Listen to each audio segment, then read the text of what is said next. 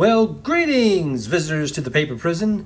Hey, it's your old pal, the comics prisoner here, and welcome to a very special episode of the comics prisoner. Because today we're going to talk about the prisoner's greatest artistic hero in the comics world, the man whose work pushed him to go in his crazy profession, the co-creator of the all new, all different X-Men and rejuvenator of the Legion of Superheroes, dashing Dave Cockrum. Yay! All right. Hey, wow. I've said on other episodes that this has to be like one in a series. Never more is this more true than with works of Dave Cockrum, because we're going to talk about one page, and I'm going to have to break up this page into series. There's so much going on, and it's so good. And it's not even my favorite page in the issue. So what issue are we talking about? We're talking about Superboy and the Legion of Superheroes 197. My first introduction to Dave Cockrum's work. Now, this is interesting because I'd seen the Legion of Superheroes comic books before.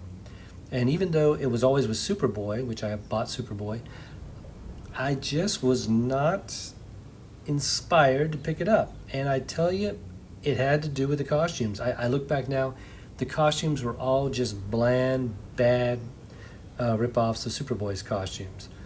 But in this one, this cover just reached out and yanked me for a ton of reasons. One, it was a spiffy Nick Cardy cover. Nick Cardy never disappointed.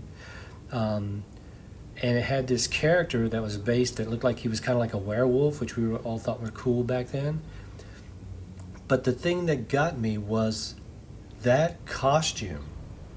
That costume just reached out, a design by Dave Cockrum. I got to remember to clarify everything I say here. When Dave Cockrum came onto the Legion, he started juicing it big time. And one of the things he knew needed to be done was to juice those costumes.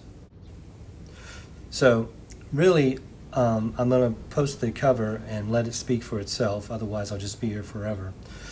But this was a very interesting story that spotlighted a character that was never... Timberwolf was never this cool again. They gave him this great story and then kind of dropped the ball because he was never this cool again. So, Cockrum, like many of my heroes, like Joe Rubenstein, like Layton, like Klaus Janson, like Dick Giordano, like Neil Adams, and so many others. I got to stop, but there's so many. Could not only ink, he could ink and he could pencil. And he was maybe the best inker of his own pencils as well, at least here. Although I often wonder, did Murphy Anderson throw in on this issue? Every time I look close to see, and every time I think that, I look really closely, and I go, no, I don't think that's Murphy. But they were working together a lot back then, and I'm sure there was like a lot of cross-pollination. So, all right, like I said, we're not only going to come back to Cockrum, we're going to come back a couple times just to go over this page. So let's focus our efforts here a little bit, or we're going to be here forever. What is it about this page that just really knocked me out? Especially not just from an artistic standpoint, but from a storytelling standpoint. Well, let's go down to the bottom, furthermost left-hand panel, and we look at Timberwolf's quarters, his bedroom. Wow. Timberwolf is a very interesting dude. Look at what he's got there. I mean, he's got sculpture from other worlds. He has a model kit of the Legion cruiser. He seems to have a very famous and popular schematics of a starship on his wall. And then, I was thinking, wow, if his room is this interesting, he himself must be just fascinating. So, okay, now let's go down. Now let's look at it from storytelling standpoint. What is being conveyed from the story? Well, look, there's all these clues of things that were dropped in the middle. Like there's this, clearly he was writing something on old style paper. He had some kind of recording device there, maybe some coins, another anachronism maybe. And he left his Legion flight ring. Uh-oh. But also, oh, he was a hip guy, or a fancy lad. He had slippers. I mean, I grew up in the deep South. I'm kind of old, and when we were growing up, kids, especially boys, just slept in their underwear.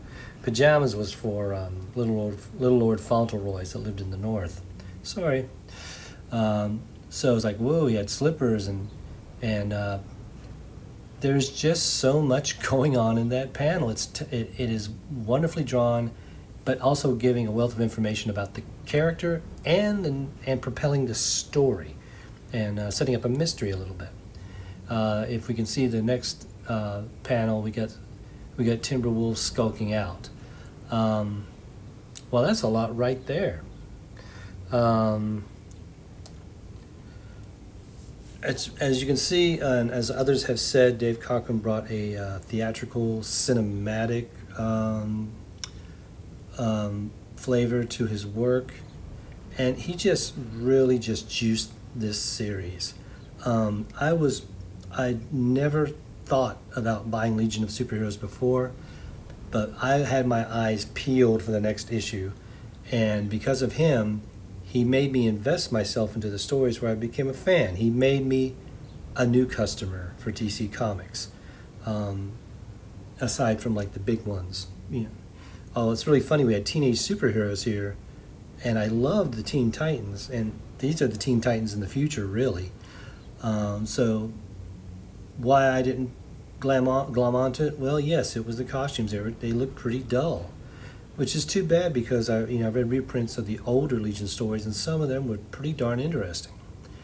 Again, Timberwolf was never this interesting again.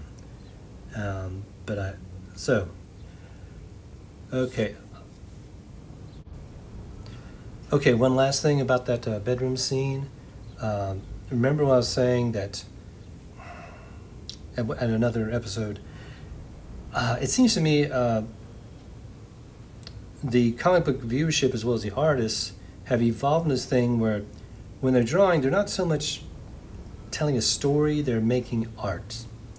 And it seems like the viewers, the readers, are looking at art. But this was back to a day where when you looked at that bedroom scene, you saw an environment. He was a picture maker, as Gil Kane used to say. You look at that and you don't for a moment get tripped up into the fact that it's a drawing. It doesn't call attention to itself as a drawing. It is a scene and a story, and it compels you and it captures you, and it makes you invest in what's going on next, makes you anticipate, what's going on next. So that's where we're going to stop for now. Like I said, this was a very important issue for me, and we are going to be revisiting this and other works of Mr. Cockrum and analyzing it, going over it.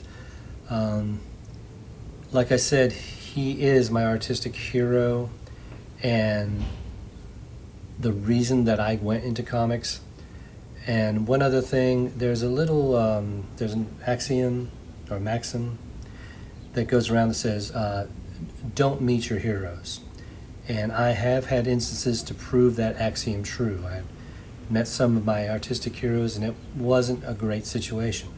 However, I did meet Dave Cockrum, and it was anything but. It was the most pleasant and nice and wonderful meeting a person like me could have with a hero or artistic hero. So, and the goodness that was Dave got pumped into his work. I mean, clearly this is the beginning of his career, and the sad truth of the matter is, in the beginning, the artist has a lot of youthful energy, and you can see every bit of that in these pages.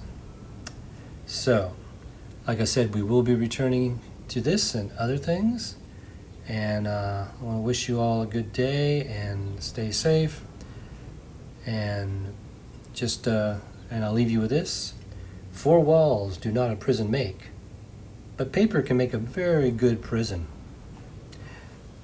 Adios.